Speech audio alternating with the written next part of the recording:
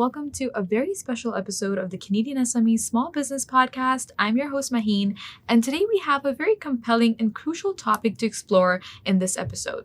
Moving ahead of the Cybersecurity Awareness Month, we delve into the findings of the 2023 Travelers Canada Risk Index. This insightful research reveals that cybersecurity is a top concern for business decision makers in Canada, with startling statistics that demand our attention. Joining us today is an esteemed guest who will shed light on the survey's findings and offer valuable insights into the risk mitigation strategies for businesses. Please welcome Michael Trendler, the Managing Director of Specialty Insurance at Travelers Canada. Hi, Michael. On behalf of Canadian SME, I'd like to welcome you to our Small Business Podcast. How are you today? Great. Thanks. I'm very happy to be here. Thanks for having me. Very pleased to be with you here today with us. Now, Michael, let's begin with the inspiration and motivation behind the research. And can you share with our audience some of the key insights from the 2023 Travelers Canada Risk Index regarding the state of cybersecurity awareness and preparedness among Canadian businesses, especially the small and medium-sized enterprises? Absolutely. I think the number one thing we can say is that it's very simple. We found out that it's really the number one concern of small and mid-sized business owners in Canada. I think over 61%, basically two-thirds, cited cyber as being something they worry about somewhat or worry about a lot. So it was very interesting, more so than impact from global economic issues, general economic issues overall, and the third being retaining talent. Cyber was more of a concern than any of those. So it's quite interesting and shows the impact that cyber concerns can have. Other issues, I think 78% mentioned that having a proper cyber program in place from an insurance standpoint was very important to them. 35% said that they feel business is just riskier overall in today's environment, not necessarily from cyber, but it shows that, generally speaking, there are risks out there that are much more of a concern, and cyber being at the top kind of shows what we're talking about. And then there were 14 different cyber risks within the business concerns that we surveyed them on. And more than half of the respondents listed all 14 of those, kind of like loss of income, business interruption, network security issues, listed all of them in their concerns. So it just shows that cyber is absolutely top of mind right now from that standpoint. Thank you so much for the overview. And let's break it down from, insight to insight. Now, the research indicated that 40% of SMEs in Canada have experienced a cyber breach in the past 2 years. What are some common challenges that these businesses face in effectively mitigating cyber risk, and how can they improve their cybersecurity posture? Well, more than 3/4 of the respondents indicated that the news is their biggest concern. Staying on top of the cyber world and the concerns. It moves so lightning fast. You don't even really know what you need to be looking out for. It changes so quickly. So I think that was probably a major concern from that standpoint, knowing, where to go and understanding how to do things. 83% of the respondents believe that having, proper protocols was absolutely critical from the standpoint of doing business. And that's somewhere where, shifting to what they can do about it. It's like being in touch with your insurance broker, being in touch with your insurer, understanding what's in the toolkit out there and what's available to you from that standpoint. 21% of the respondents said they don't have cyber insurance because they don't really understand the product, right? So that's a huge concern there, and something that's almost incumbent upon us to try to educate the marketplace about. But on the other hand, 50% said that if they had the opportunity to get information and advice from an insurer or a broker within their cyber insurance program, they would absolutely be interested in purchasing the coverage. So it's interesting to see that as well. So, there's the insurance side of things, but there's also a real concern there about, the guidance of what they need to look out for and what they need to do. Yeah. Now, one of the survey findings, Michael, highlights that 60% of Canadian business owners are most concerned about the loss of income in the event of a cyber attack. Could you elaborate on the financial implications of cyber incidents for businesses and share strategies to managing this risk? I mean, the financial impact is tough to answer. Like there are many, and none of them are good. is kind of the answer. But I think what you really want to do is make sure that you don't go down that road and you don't have that problem. So I think the first thing to do is really just to kind of take a look at what you have and your policies and procedures. A risk assessment. Look at everything holistically. Where are your vulnerabilities? Understanding. Some of it's pretty simple, like password requirements with your employees, right? Make sure it's not 1, 2, 3, 4. Make sure they're educated, they understand, and you're forcing them to make those changes as well within the procedures. And also taking a look outside your organization. Who has the ability to get behind the curtains of your system? Like, a lot of times there's vendors or contractors that are able to access your system. Do they need to? Is that access terminated when the time comes that they no longer need it? Things along those lines, just kind of making sure that you're understanding your network holistically and understanding, what you can do to protect it and protect the people and have the people who are involved, like employees, protected as well. Now, Michael, the survey also mentions that 35 of respondents believe that business operations are becoming riskier overall.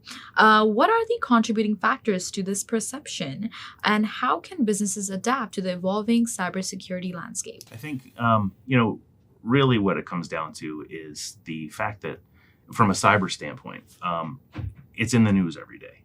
There is people out there, chasing down your network every single day from a ransomware standpoint, from a phishing standpoint. Your employees see it, you see it personally, even outside of business, to know that it's, ever evolving, moving very quickly. And that and you see it in the news every day, both large and small. There's large losses that you see in the news, but you also hear about smaller things that happen to people. And I think that really kind of raises the profile and brings it into, a high level of risk, especially from a perception standpoint. Right. There's unauthorized access is huge. I think that was the number one response. Unauthorized use of technology and industrial systems, things along those lines.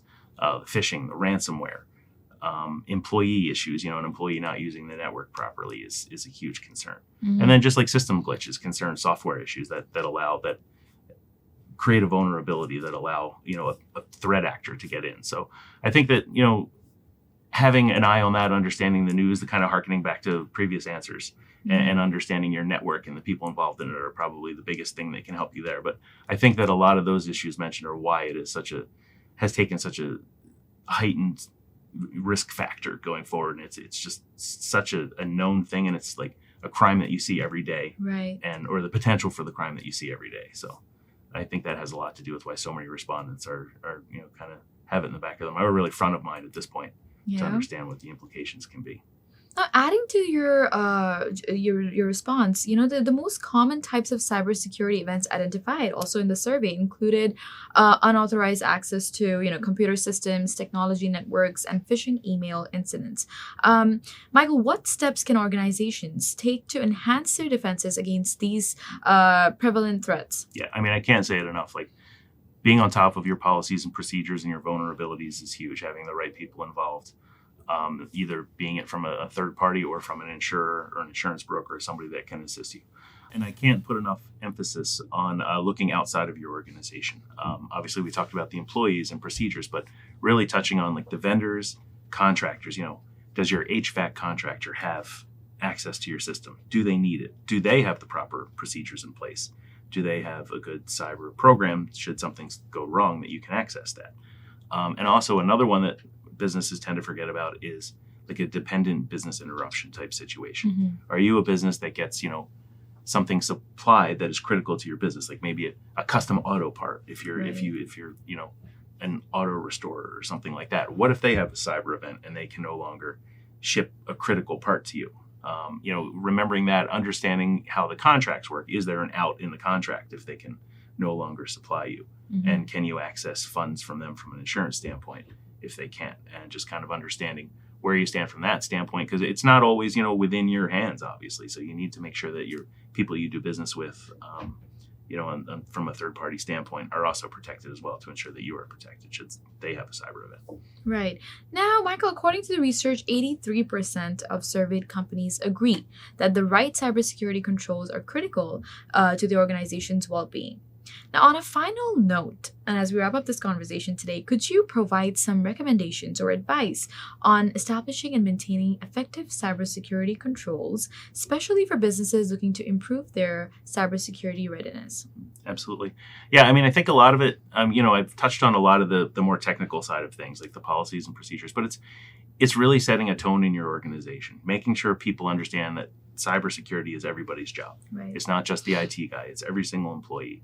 From the top to the bottom, a more holistic approach to understanding where the vulnerabilities are, could be the points of entry. Because a lot of times you see with phishing emails, the point of entry is they've stolen some information about, somebody plays on the softball team. So now we're going to send an email about softball that they're going to click on the link, and suddenly, you've got a breach situation going on. So it's setting that tone, making sure that the employees are educated, making sure that they understand, the vulnerabilities out there. And then also having your technical people, be they internal IT folks or an external contractor, having them dovetail off of that with everybody to make sure that they understand the processes and procedures and how to stay safe. And then, as I touched on before, the third-party exposure, which is huge, and a lot of people don't think about it and think about how vulnerable they are to somebody else's cyber breach. So I think all of that kind of brings together a good holistic approach so that people and business owners can understand where their biggest, risks lie. And it may be different for every business, but if they kind of look at it that way, they can understand what their biggest concerns are from an individual basis. Now, thank you so much, Michael, for providing your insights on such a pressing topic of cybersecurity for businesses. And I'm sure, our listeners especially, they would appreciate your perspective on the index firstly, and then, how you just laid out all the opportunities and challenges with this ever-evolving landscape, which is quite informative. So thank you so much for your time today. Thank you. Enjoyed it. Thanks for having me. And that wraps up our enlightening conversation with Michael Trendler, Managing Director of Specialty Insurance at Travelers Canada. We hope you found this episode as insightful as we did. Cybersecurity is indeed a critical concern for businesses, and the data from the Travelers Canada Risk Index serves as a stark reminder of the challenges they face in the digital age. Before we sign off, we'd like to extend our heartfelt thanks to our partners who make the Small Business Podcast possible. A big shout out to our exclusive banking partner, RBC, for their unwavering support in bringing you this episode. We also want to express our gratitude to our exclusive shipping partner, UPS, for helping us deliver these valuable insights right to your ears. Last but certainly not least, our appreciation goes out to our exclusive accounting software partner, Xero, for their pivotal role in keeping our financial matters in check. Thank you all for tuning in to the Small Business Podcast. Stay tuned for more thought-provoking discussions on the latest trends and issues shaping the business world. Until next time, remember that knowledge is power and being informed is the first step towards success. This is your host, Maheen, signing off.